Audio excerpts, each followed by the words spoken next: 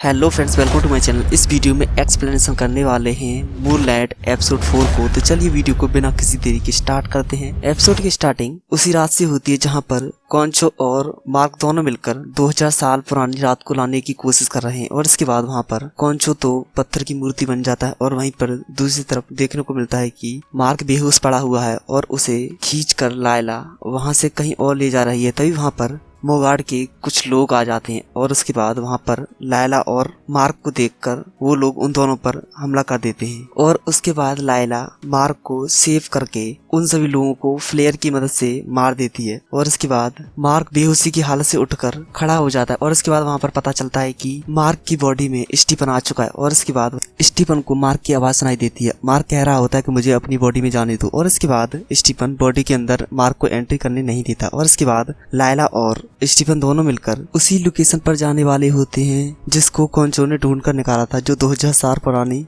Location थी। और इसके बाद वो दोनों वहां से जाने लगते हैं। लायला कहती है कि तुम मार्क को बॉडी में आने दो, लेकिन स्टीफन यह चाहता नहीं था। और वह कहता है कि मार्क ने मुझसे वादा किया था कि कॉन्चो का काम खत्म होते ही मैं तुम्हारी बॉडी में एंट्री नहीं करूंगा। और उसके बाद स्टीफन मार्क को बॉडी में नहीं आने देता। स्टीफन लायला से कहता है कि मार्क तुम्हें इसलिए बचाना चाहता था क्योंकि कॉन्चो ने कहा था कि यदि लायला को कुछ होता है तो मैं उसको अपना अवतार बना लूंगा और मार्क ऐसा होते हुए नहीं देख सकता। और इसके बाद वो दोनों मिलकर आगे चलने लगते हैं। और इसके बाद वहां पर पहुंचने के बाद स्टीफन से मार्क यह कह रहा होता है कि मुझे बॉडी में दोबारा से आने दो, लेकिन स्टीफन मना कर देता है। और इसके बाद मार्क कहता है कि यह कोई बच्चों का खेल नहीं है और अब तो हमारी बॉडी में जो भी जख्म होगा वह वापस से नहीं भर सकता और इसीलिए तुम अपनी बॉडी को मुझे सौंप दो। लेकिन स्टीफन मना करता है। और इसके बाद स्टीफन कहता है कि यह बॉडी मार्क की भी है और जैसे मार्क अपनी बॉडी का इस्तेमाल करके लोगों को मारता है वैसे ही मैं भी कर सकता हूँ।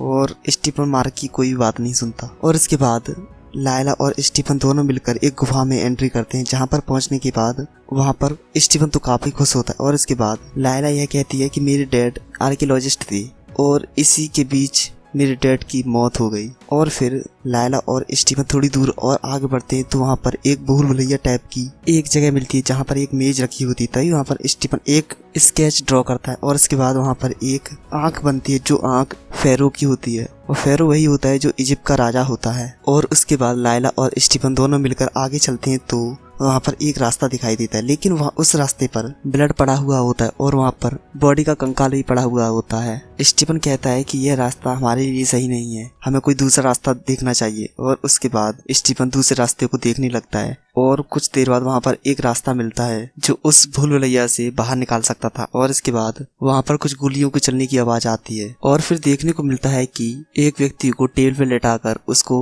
बड़ी बहुत बेरहमी से उसको मार दिया जाता है। और जो व्यक्ति उसे मारता है वह एक दरिंदे से कम नहीं होता है। और लायला और स्टीफन उसको देखकर काफी ज्यादा डर जाते और छिप जाते हैं, लेकिन वह दरिंदा स्टीफन की तरफ आता है और फिर लायला उस पर अटैक करती है, जिसकी वजह से वह लायला के पीछे पड़ जाता है। और इसी समय का फायदा उठाते हुए स्टीफन वहां से निकल जाता है और वहीं दूसरी तरफ लायला फंस जाती है। और लायला और उस भयानक इंसान से दोनों के बीच फाइट होती है जहां पर लायला उसको मार देती है। और वहीं दूसरी तरफ देखने को मिलता है कि स्टीफन फेरो के पास पहुंच चुका है और फिर स्टीफन को दिखाई देता है ग्रेट अलेक्जेंडर का मम्मी। और इसके बाद सीन दोबारा शिफ्ट होता है लायला की तरफ, जहां पर लायला के पास हेरो अर्थर भी पहुंच गया और वह उसके डैड के बारे में बता रहा होता है। और फिर स्टीफन अलेक्जेंडर का मम्मी देखकर वह कहता है कि यहाँ पर एमिट की मूर्ति कहाँ पर है, लेकिन मार्क कहता है कि यदि किसी को छुपाना हो तो किसी सेफ जगह पर ही छुपाया जाएगा। और इसके बाद स्टीफन कहता है कि अलेक्जेंडर की आवाज एमिट की मूर्ति ही थी। और फिर स्टीफन